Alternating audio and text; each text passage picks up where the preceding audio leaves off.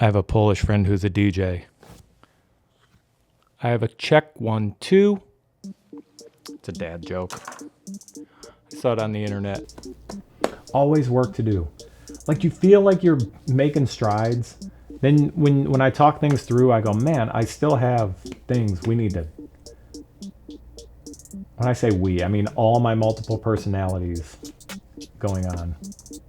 I have a whole idea about multiple personalities. I'm not like schizophrenic or anything. Although, is that what a schizophrenic person would say? They might. Would a schizophrenic... Welcome to my weird brain, by the way. Here it is.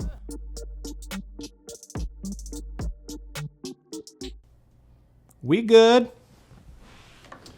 Well, I tricked everybody in my last video. I tricked you all. I'm not winging shit.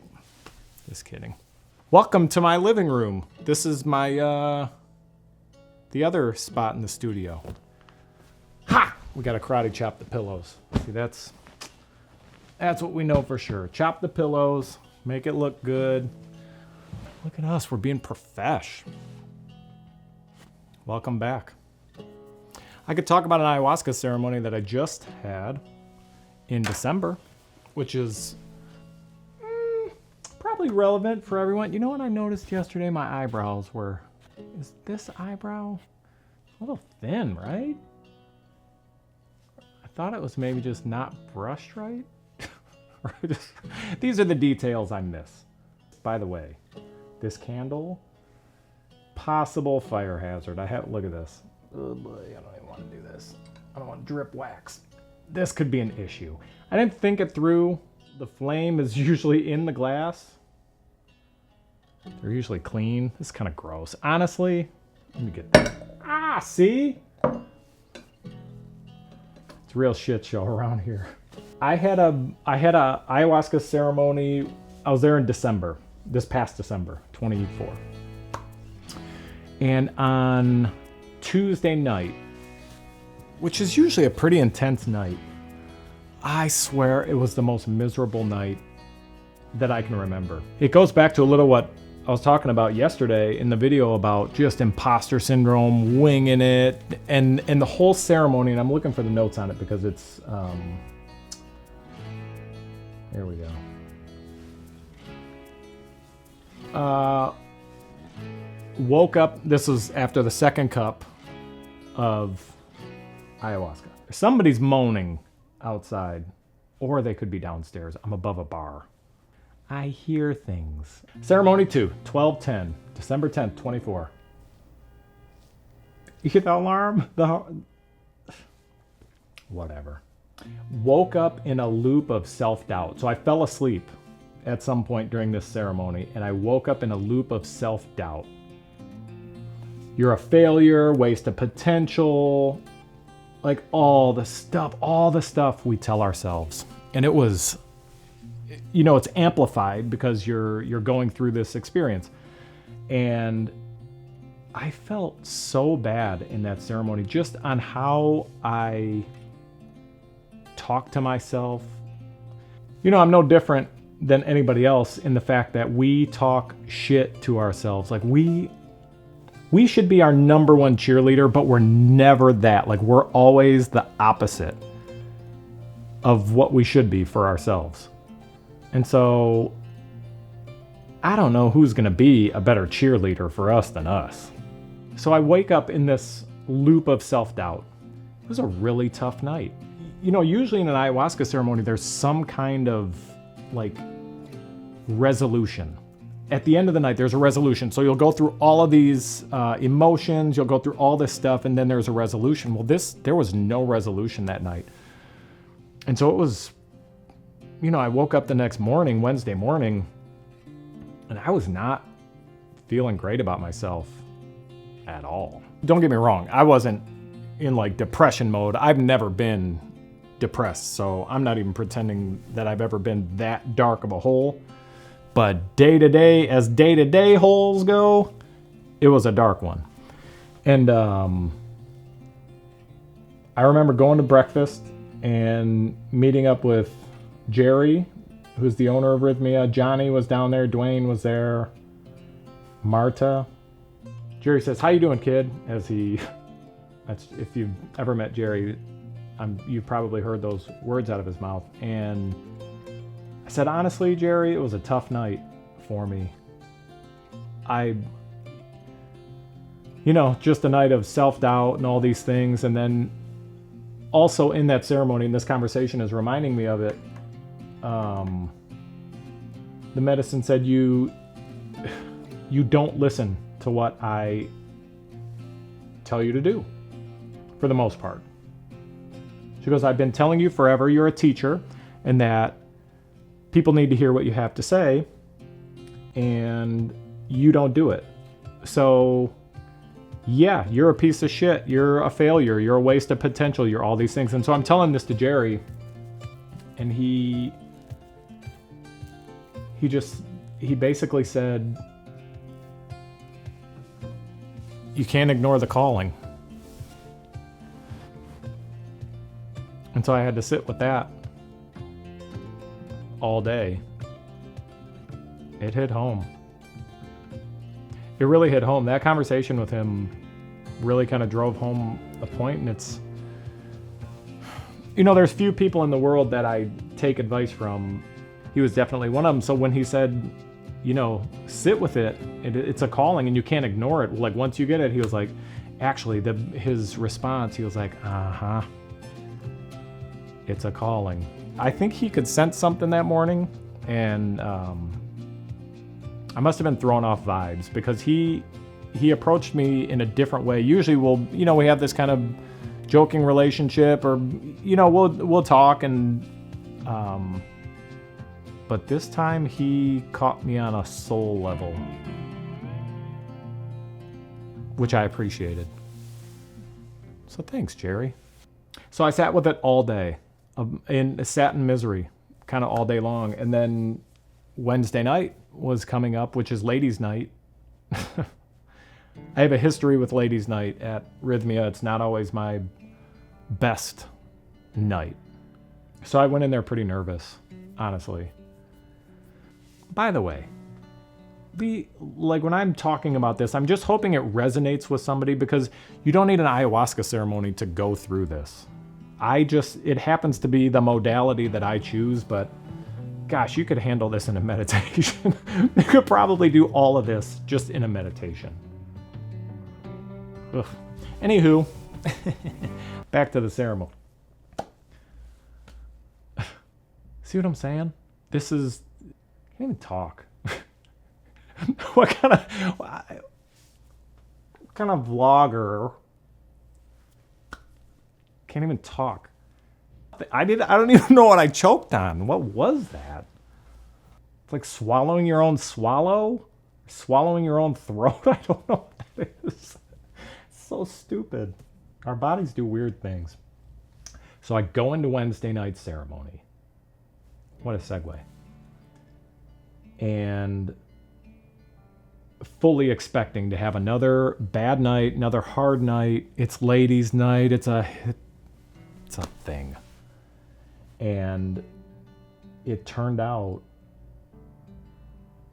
that it was all about self-love. The mattress I was on, I was laying in the corner. Sometimes in ceremony, I like to be the furthest away from everything, because I've been in the main room. The main room is cool because that's where all the action is, but the main room can be distracting for me because I want to watch the dancing. I want to watch the process. Part of what I love about the whole week at Rythmia is the process. But this night I'm all the way in the corner, all week actually, the whole week. People would make fun of me because even the last night, because they assign you a bed. Taito Juanito assigns you a bed on the last night. The shaman, he's the head shaman. He's a bloodline shaman from Colombia. This has nothing to do with Wednesday night, by the way. This is a total off-the-track thing. Does have to do with the mattress, I guess. So Taita does a consultation with you ahead of time. And what I've learned with him is that if you go up there and say, man, I'm really struggling, having a tough time, blah, blah, blah, he puts you front and center and he keeps an eye on you. I didn't want to be front and center. It was so funny. This dude, Ben, he goes, dude, you might not get your spot tonight. And I go, I'm getting my spot tonight. So I go up, sit with Taita. And truly my intention, he asks your intention. And I go, look, Taita. I didn't say it quite like that.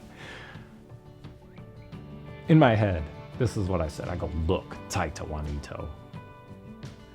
I've done this before.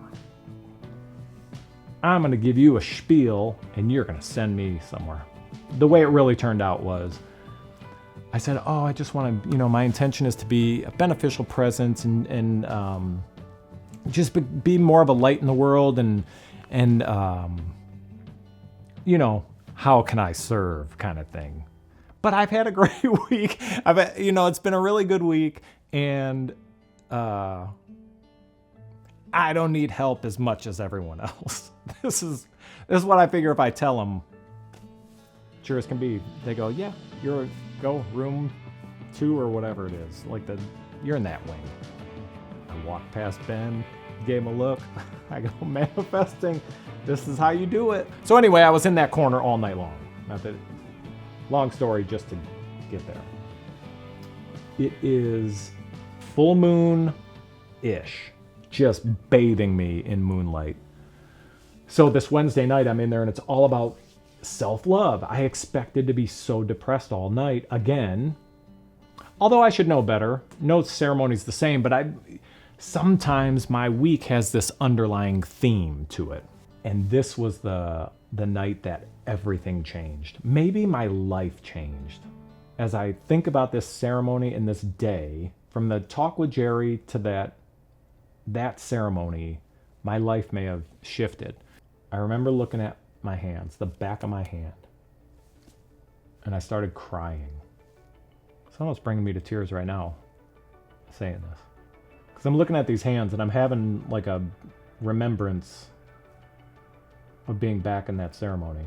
And I thought, how bad have you treated yourself for 47 years? Honestly, we just treat ourselves not good most of the time. At least me. I'm speaking like I know what everybody's going through. I only know me. But then when I'm looking at my hands, I'm looking at my arms, I'm looking at my legs, and I start bawling.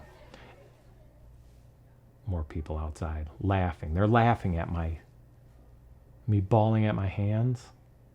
I started to appreciate myself. And I started to appreciate the things that I bring to the world.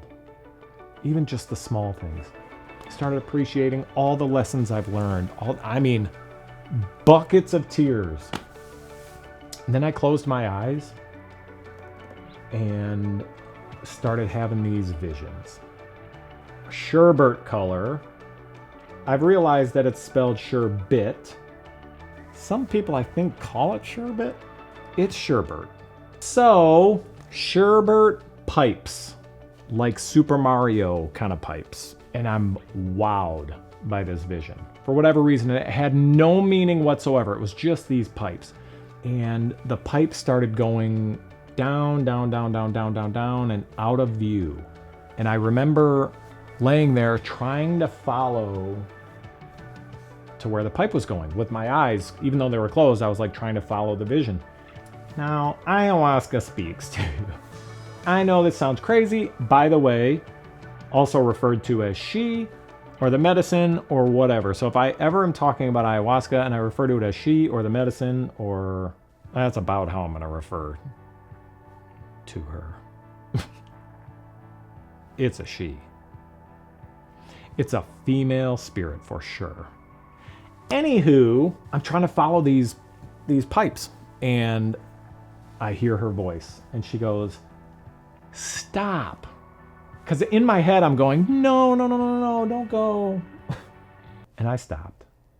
She goes, "Do not cling to that vision.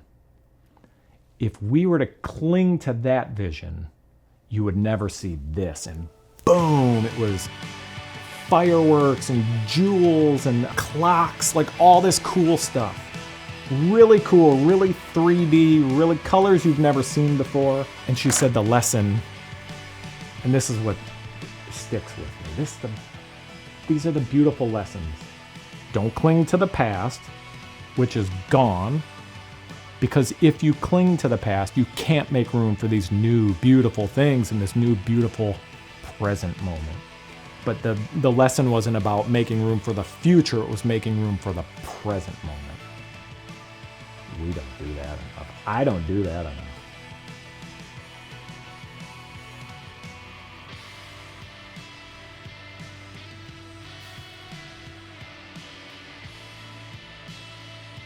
Making me think I might be schizophrenic. Oh, what a life. All right, that's enough. Thanks for watching. Welcome to the living room. The living room's a whole vibe. See, I mean, what a whack job, honestly. Kind of weird stuff.